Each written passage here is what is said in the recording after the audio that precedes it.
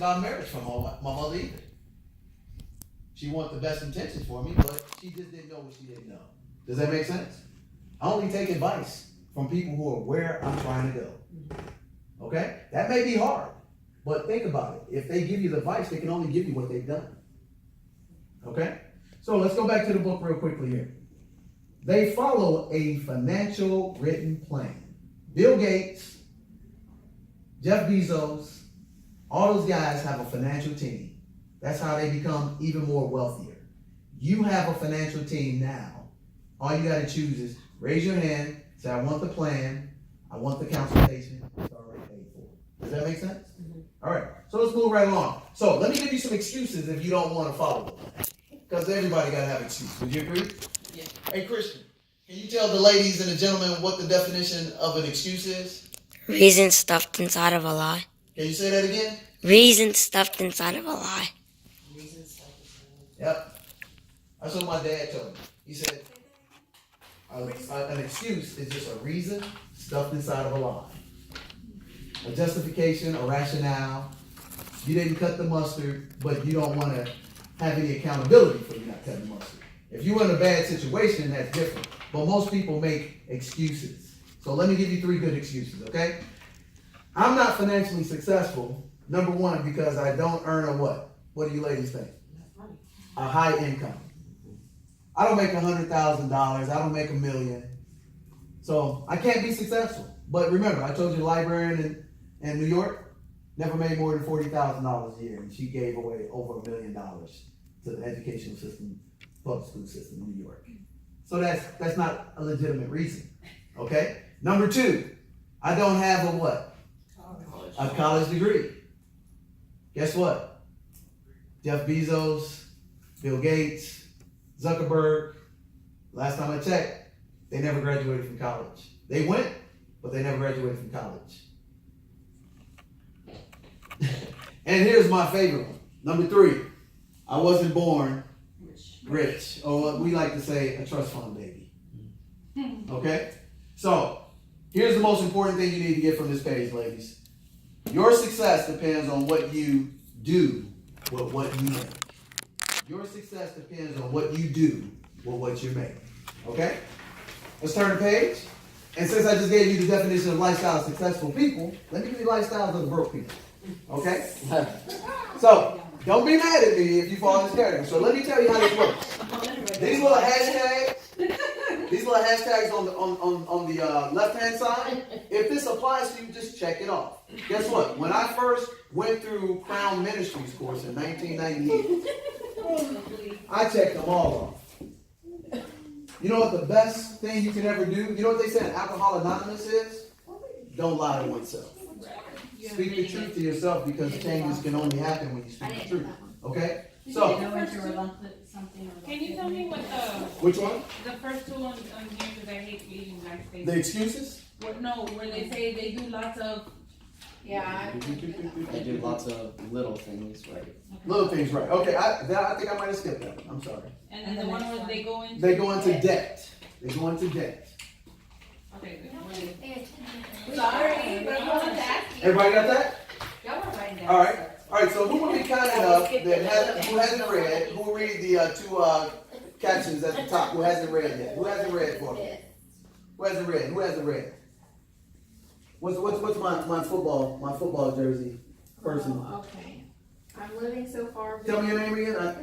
Cassandra. Melvin says hello. Matter of fact, you told me to. Thank you for reading that for me, Cassandra. I'm living so far behind my income that we may almost be said to be living apart. You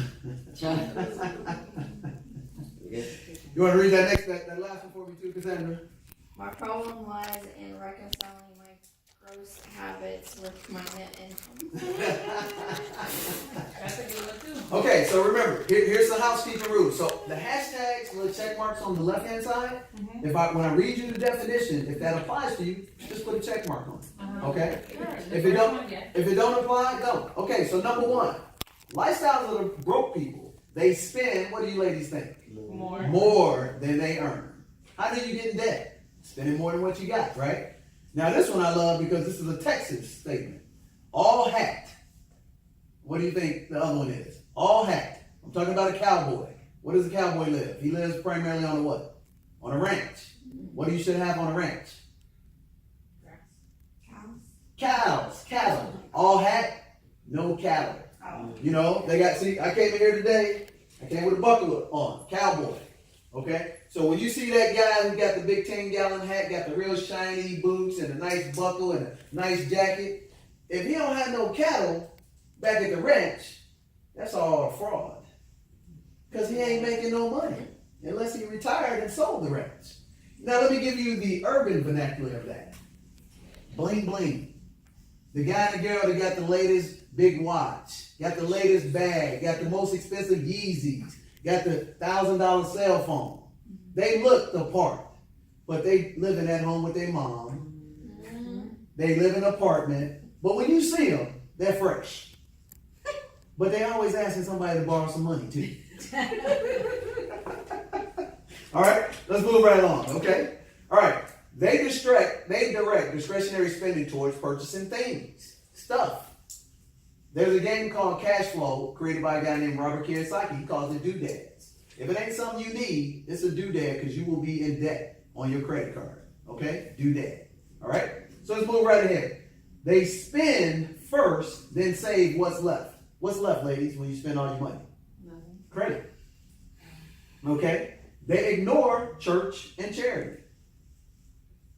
And this is my favorite one. When seasonal shopping comes on, just like, you know, I hate to use this word, but like sheep, they buy on impulse. Oh, they ignore church and charity. They ignore church and charity. Church and charity, okay? And they buy always on impulse. A commercial comes on, oh, 0% down, you ain't got to buy, blah, blah, blah. Hey, I'm Mattress Mac, and hey, if the Astros win, you got it free. You come on in. And I'm not picking on Mattress Mac because he does a lot of charitable work, but all the ads are the same. Impulse buying. Okay? Gets us every time. All right? Next one. They use credit to live above their means. They use credit to live above their means. They're renting when they should be buying. They're renting when they should be buying. Now here's one that a lot of people don't realize. They're house poor. This means you buy more house than you can afford because you didn't do the assessment, especially if you buy a brand new house in a new development. The assessments get reassessed because it's a new development. The taxes go up, the utilities go up. There's, you know, different taxes to pay, mud and all this. So if you're smart, you move into a older planned community. Or if it's a new development, you move into it after it's 5 to 7 years developed because now there's no more reassessment of the taxes. Okay? But most people don't know that because we never learned it in school. Does that make sense? Mm-hmm. So you become house poor. Okay? So the next one is they have continuous car payments. Continuous car payments. Right? And I never understood this. When I was like 15 to 20, every person that I saw retired, they went out and got a brand new Cadillac or a brand new Oldsmobile. You know, I'm dating myself. But I thought that was success. But I'm thinking they paid cash for it. Those people constantly had car payments. Constantly had car payments. When you see a retired couple go buy a new house, if they didn't sell the other house and pay cash, they're still making a payment. But they look successful. But they're still working. How many people see senior citizens in Walmart greeting people? In HEB greeting people. Do you think their dream was to say, hey, how you doing today, Jamie? Welcome to blah, blah, blah. They failed to plan. They outlived their money. There's nothing wrong with honest work. They even shamed the guy from the Cosby Show. Saw him working at Trader Joe's. Because they didn't plan. That's all it is. That's all it is. Let's move right along real quickly for you. Husband and wife not working together. This is huge. Husband and wife not working together because primarily, usually one person in the house is a super spender. The other person is a super saver. But they never get together at the dinner table and discuss the budget or the disposable income that can be allocated to the wife for them shoes, you know, for the spa treatment, or to the husband to go play golf, go to the football game. And if all they did that, they'd be on the same page. 85% of divorces are because of money. It ain't because they don't have the money, it's because they're not communicating about the money. Then it becomes, oh, it's my money, it's your money. No, really, it's a family business. It's our money. Because why'd you get married? Make sense? That's my PSA. Let's move right along. Public service announcement. Okay, raising children without an effective plan. Raising children without an effective plan. And if you don't have an effective plan, guess what you're not doing? You're not following a written financial plan. 16-page financial report already included in your class that your employer paid for. So why would you not request it? I don't know. Okay, let's move right ahead. Paying more taxes than necessary. How many people, I show of hands, like to reduce their tax bill? Absolutely. Absolutely. I regretted turning 50, but then I got excited about it because I became a member of AARP. I'm like, hey, I get 15%. I just got 15% discount. And I'm just like, man, I'm excited. Anytime I say any dollar, I'm excited. No. And that they're not paying me, they should give me an endorsement for that. But saving money, I'm excited. Trust me. You like saving money, son? Absolutely. Absolutely. All right, so let's move right ahead. So over premium and underinsured. Over premium and underinsured. Guess what? Santiago here, he had a little small form of insurance, but he had straight term. He's young. How old are you again, Santiago? 33. We got him a policy called Return on Premium 3 years ago. Tell him how that works, Santiago. So basically, at the end of the term, if you're still alive, hopefully, which he will be. Yeah, you get 80% back of your investment, if you will. So instead of paying for no reason, you actually get something back. I mean, of course, they gotta get their little money, but 80% is still a big number. Yeah. After 20 years of constantly giving, at the end of it, you get 80% back. Yep. So when he yeah. Huh? No, I did. But see, I did not know that either. And see, here's the deal. The insurance guy or lady is not going to tell you for one reason only. You got 3 guesses. The first 2 don't count. Why do you think they're not going to tell you? Bingo. Bingo. Number 2, their company don't sell the product because they don't make enough money. It's a loss leader. It's a product that's only age oriented. It's generally for younger people from age 25. The latest you can usually get it if you're in excellent health, excellent credit, and still be the premium small is about 40.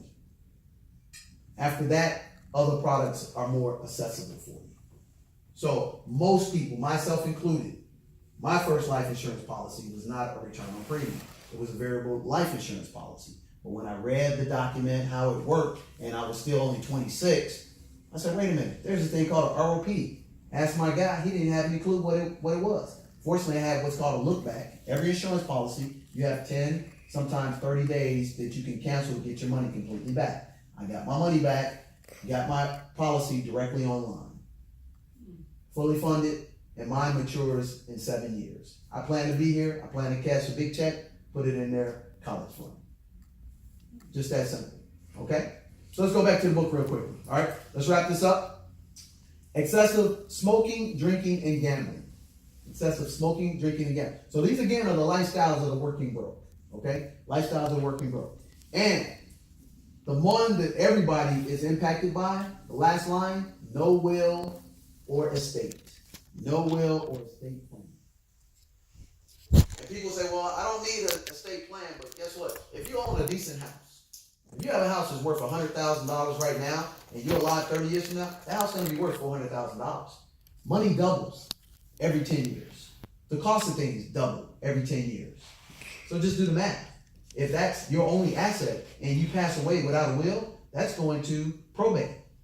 And the attorneys and the judge are going to stream everything out of it and force the sale of your assets, and your inheritance is going to be blown. And all it takes is 30 minutes to 2 hours to do a decent will. And it don't really cost hardly anything. Okay? So, if I missed anything in the lifestyle of working broke over the past 16 years we've been doing this class, you have a bottom line there that you can put down for yourself. But at the end of the day, here's what you need to start working on, ladies. I can avoid making financial mistakes by focusing. This is the answer to the last one. By focusing on my priorities. By focusing on my priorities. Okay? Any questions or anything right now? Because I'm going to wrap up in about 10 minutes here. Because again, we're only going to do first part because we didn't get started a little late because I know you guys are on lunch break. So let's finish this last page here and we'll get to the first portion of the financial worksheet. Okay? Santiago, can you read the caption under determining my priorities for me? Most people struggle with life balance simply because they haven't paid the price to decide what is really important to them. Sam Walton. All of his heirs are multi-billionaires. He got advice from his father-in-law, who was a successful businessman. He said, Sam, get a family limited trust when you open up your business. And that enabled his heirs to never break up the Walmart business model because they only got a vote percentage-wise versus if you get power of a company, you can basically vote people out. But if you only have 1% of a vote, it has to be a democratic process. Okay? All right? So let's move right on. So on this page here, like the last one, on the hash marks on the side, you're going to check off what's the number one priority for you. Okay? So if they're all priorities, you check the hash mark. But then you number them from level of very important that I got to get this done right now. Okay? So I'll tell you today, we have a baseball game. So 5 o'clock today, the most important thing for me is to be at the baseball game coaching my son and his team. So if that was the only thing on this list, that will be a check mark and that will be very important. The least important for me to do is to worry about the weather. Okay? Because I don't care what the weather is. So that would be a 1. Does that make sense? So if I need to get out of debt, I need to pay down some credit cards, or I need to get a first mortgage in the next 30 days, and that's the most important, you check them all off that apply, but you number them. Hey, 1 is important, this one is more important. And you can have multiple of the same, okay? Does that make sense? Any questions about that, ladies?